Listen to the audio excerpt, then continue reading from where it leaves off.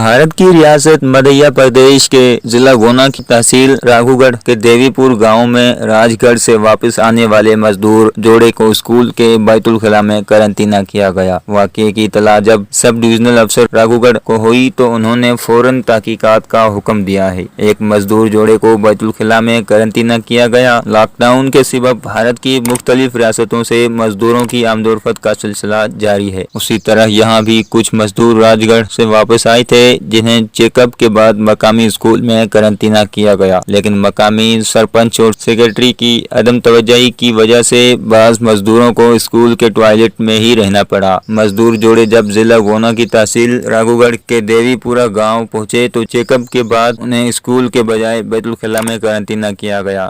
SDM राघुगढ़ को जब उस बात की इतला मिली, उन्होंने फौरी तौर पर उन मजदूर जोड़े को स्कूल में रखवाया और उस पूरे मामले की तहकीकात का हुक्म दिया।